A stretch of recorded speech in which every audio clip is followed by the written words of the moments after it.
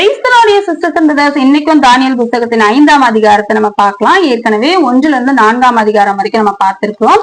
ஒரு வசனத்தையா வந்து நம்ம புரிஞ்சுக்கிற விதத்துல நான் எக்ஸ்பிளைன் பண்ணிருக்கேன். நீங்க வீடியோ பார்த்துட்டு பைபிள் படிக்கும் பொழுது உங்களால ஈஸியா புரிஞ்சுக்க முடியும். இன்னைக்கு வந்து 5ஆம் அதிகாரத்தோட முதல் வசனத்துல இருந்து நம்ம பார்க்கலாம். பெல்ஷாத்சார் என்ற ராஜா தன்னோட 1000 பிரபுக்களோட ஒரு விருந்து ரெடி பண்ணி திராட்சை ரசம் குடிக்கிறாரு.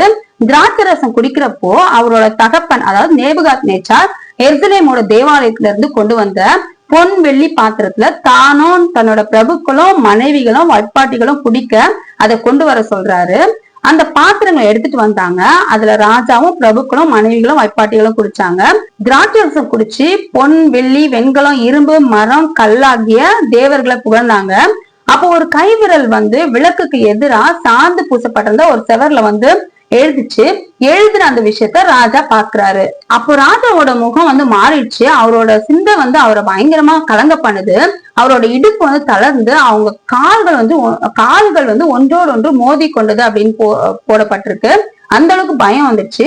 உடனே ராஜா சொல்றாரு சத்தமா, ஜோஷியர் கல்தையர் குறி சொல்றவங்க அழைச்சிட்டு வாங்க.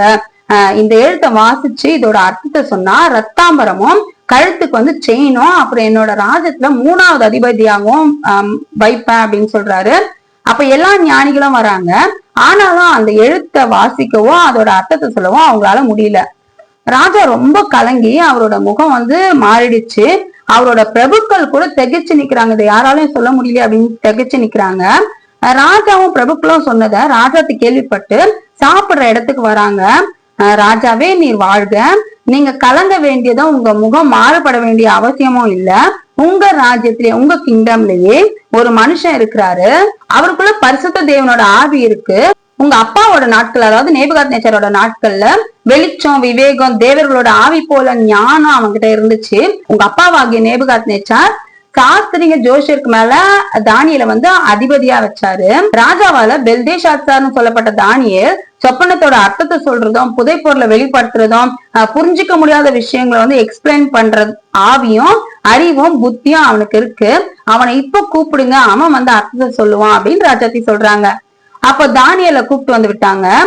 ராஜா தானியல் கிட்ட சிறைப்பிடிச்சு வரப்பட்ட யூதர்ல ஒருவனான தானியல் தானே நீ அப்படின்னு கேக்குறாரு. கேட்டுட்டு உனக்குள்ள தேவர்களோட ஆவியும் வெளிச்சம் புத்தி விசேஷித்த ஞானம் இருக்குன்னு கேள்விப்பட்டேன். இந்த எழுத்தை எக்ஸ்பிளைன் பண்ண ஜோஷியர் சாஸ்திரிங்களை கூப்பிட்டு வந்தாங்க. ஆனா அவங்களால இதை எக்ஸ்பிளைன் பண்ண முடியாம போயிடுச்சு. இதோட அர்த்தத்தை சொல்ல உன்னால முடியும் அப்படின்னு கேள்விப்பட்டேன். இந்த எழுத்தை வாசிச்சு அர்த்தத்தை சொன்னா உனக்கு ரத்தாம்பரமும் கழுத்துக்கு செயினும் என்னோட ராஜ்யத்துல 3ஆம் அதிபதியாகவும் மாத்துவேன் அப்படின்னு சொல்றாரு. அப்ப தானியல் ராஜா கிட்ட சொல்றாரு, உங்க வெகுமானம் உங்களோட பரிசை வந்து நீங்களே வச்சுக்கோங்க, இல்லைன்னா வேற யாருக்காவது கொடுங்க.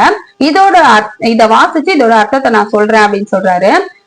ராஜாவே, தேவன் வந்து உங்க அப்பாவாகிய நேபுகாத் நேச்சாருக்கு ராஜ்யம் மகத்துவம் கனம் மகிமை தந்தாரு. அவருக்கு கொடுக்கப்பட்ட மகத்துவத்தால அவருக்கு கொடுக்கப்பட்ட அதிகாரத்தால எல்லா ஜனங்களும் அவரை பார்த்து பயந்தாங்க.